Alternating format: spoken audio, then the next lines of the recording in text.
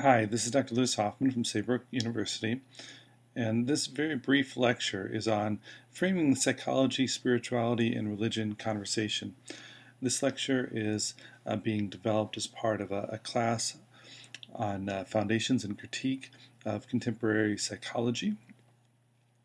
And this is just a brief conversation to set the stage when looking at the psychology, spirituality, and religion literature and dialogue. There's a lot of confusion about the psychology, spirituality, and religion dialogue and the way that these are being related to each other. And the confusion makes sense for a number of reasons. One, when you look at historically, there's been a lot of conflict and tension between psychology and religion, and also psychology and spirituality to some degree. That early in its history, psychology was very antagonistic towards religion, often suggesting that religion was something that was unhealthy and problematic for individuals. And some of this continues to today. There's still a number of individuals that tend to believe that um, religious belief is a crutch, it's a weakness, it's a problem, and it should be eradicated. And although he softened some over time, even Irvin Yalom, uh, existential psychotherapist, has advocated for this position. So it makes sense from that perspective. And similarly, religion has often been very untrusting of psychology, viewing psychology as something that could lead people away from faith, that was being used as an alternative to faith and a replacement of religion. And so religion has not always been the most optimistic about psychology. And this was true for a good portion of history. And then in the late 1980s, it started to change, and religion started to get some more attention within psychology. And there was an important book published by APA on psychology and religion.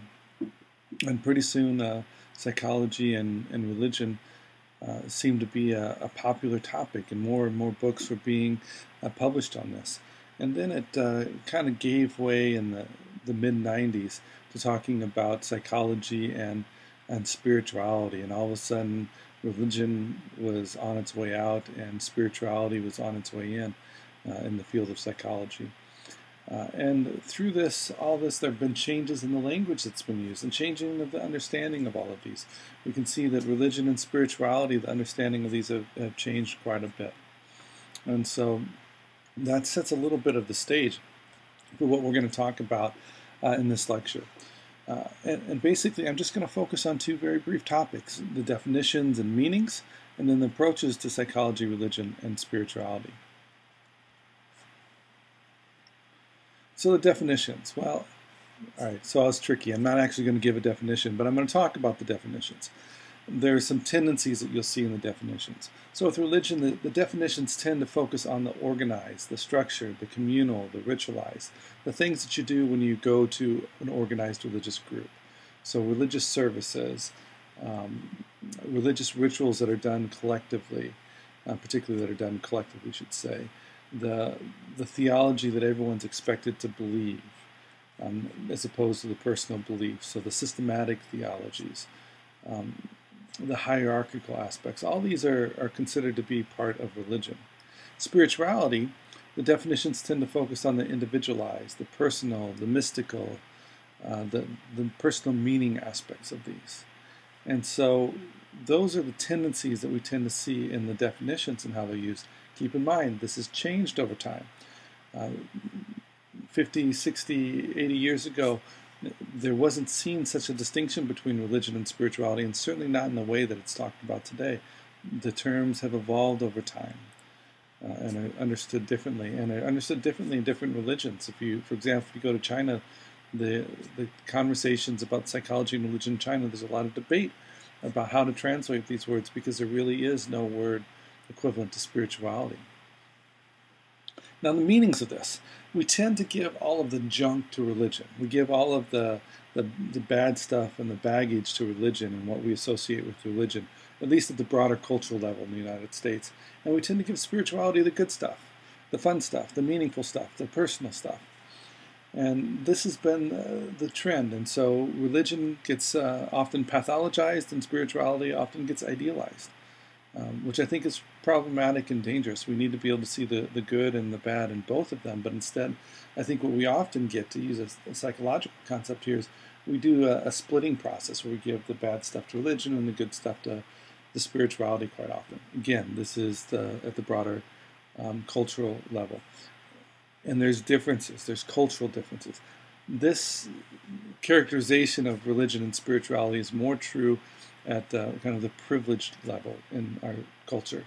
A lot of cultural groups, particularly cultural groups that have been historically oppressed, have very different experiences of religion, and they may tend to see it more positively. For example, within African American culture, there's a tradition of slave theology that was a very emancipatory type of theology, and there's the tradition of liberation theology that's important to a lot of religious groups. That's very empowering, and religion played a very strong role in the civil rights movement, particularly for African Americans. And so we see with some ethnic groups in particular, religion has had a very different role and a very different experience.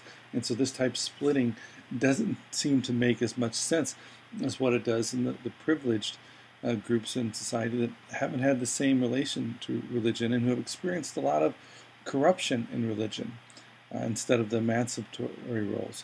So there's very different ways that people experience these. And one of the concerns I have is that we talk about religion in these terms, as I noted before. We talk about in these generalizations, but these definitions, these common definitions, don't really apply to everyone. They don't really fit everyone's experience. And so we need to be careful. And I think in psychology in particular, we tend to grab onto these and we tend to really see religion as bad. Psychologists as a group tend to be less religious, and even more so religious in different ways, which we could say spiritual but not religious would apply pretty well for many people in psychology. That may be different for a lot of the people that come through our doors as psychotherapy clients, as people that we consult with, people we teach, etc. And so I think we have to be very cautious with these definitions, even though it may be good to recognize what the tendencies are in religion. So religion and spirituality, I would tend to say the terms are pretty messy at this point, and they're pretty diverse, and we need to work with them with that, holding on loosely to these definitions and not projecting too much of our own stuff on there. And even if you have a negative experience of religion from your own background, it's important to be aware that that's not everyone's experience, particularly if they come from a different cultural background. So then we can talk about the approaches to psychology, religion, and spirituality. We've already talked about there's the shifting focus in the field of psychology from focusing on religion to focusing on spirituality. And there's a lot of implications of that could talk about in greater detail, but we're just going to focus on the generalities here. And there's more reading you can do if you're interested in looking at some of these approaches. We can talk about 5 kind of broad approaches that are commonly used within the psychology, religion, and spirituality debate. One of them is the psychology of religion, is where it started. Often now you'll hear the psychology of religion and spirituality, which is probably more common today. But the psychology of religion, what becomes really critical is that word "of," psychology of religion. In psychology of religion, psychology is put in the position of power, and it's studying religion. So it's using psychological methods to understand religion. This is more common in the research tradition of psychology, that the psychology of religion is really utilized. However, it used to kind of be that broad catch-all category. Over time, it's become a little more narrow and focused, but it originated as more the broad, inclusive category. So you'll see with this too, the psychology of religion is talked about different today than what it maybe was historically in the literature at times.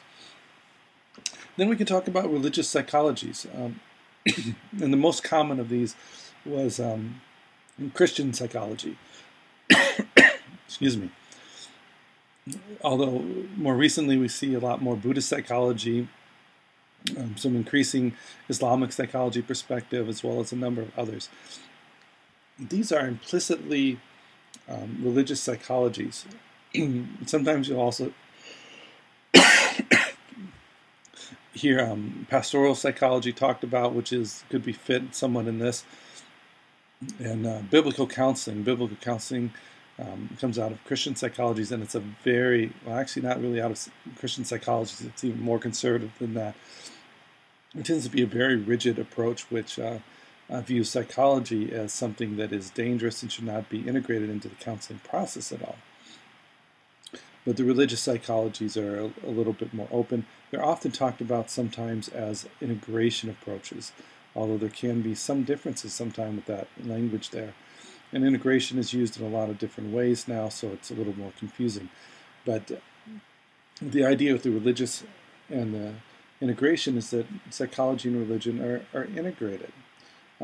Typically, when this is done, religion is given to be the kind of dominant. So psychology needs to fit a little bit more with religion, although psychology can still help us understand, but the religious belief is often important, and these are often used in the service of the religious group. So Christian psychologies are often in the service of Christianity. So these have a little bit different power differential there. And then we can talk about psychology and spirituality, or psychology and religion. What we see more often is psychology and spirituality, because again, religion is out, spirituality is in. When the psychology of religion was used more, now that psychology and spirituality tends to be used more. And what psychology and spirituality, or psychology and religion, are getting at is they're trying to put psychology and spirituality, or psychology and religion, on an equal epistemological ground. So there's not one or the other above, and they're in dialogue with each other. There's competing ideas about how successful this is and whether that really works, but it's a different approach that is advocated for and is a bit more popular now. And then we've got transpersonal psychology, which arguably could fit in with the psychology and spirituality, or psychology and religion approach. And transpersonal psychology tends to be, in general, less focused on particular religious approaches to transpersonal psychology. However, certainly there are Christian transpersonal psychologies and Buddhist transpersonal psychologies and other approaches to transpersonal psychology that are connected to particular religious beliefs. But transpersonal is an approach that does assume that the spiritual is an essential part of understanding the human condition, but it's one that tends to be more focused on spirituality in general. Psychology and spirituality does that to a degree, although often it's still more dialogues with psychology and specific types of religion that fall into that category. And one of the concerns that I've had at times with psychology and spirituality literature is that it seems to generalize rather liberally across the different religions, assuming that what applies to one religion may apply to the other religion. Not always the case, but in some of the writing I've been a little concerned about the tendency to do that. So these are kind of some broad categories that are commonly used in this dialogue. Now each has their place. I would say that each of them have an important role, and what is nice is when they can be in dialogue with each other, in conversation with each other, and willing to learn from each other. For example, religious psychologies can learn a lot from psychology of religion, and can learn a lot from the dialogues between psychology and religion, and probably can learn a lot from transpersonal psychology too. But yet, I think it's important to be honest about one's approach. For example, Ken Wilber sometimes gets criticized fairly harshly for being a Buddhist psychology, but not owning that, not acknowledging that.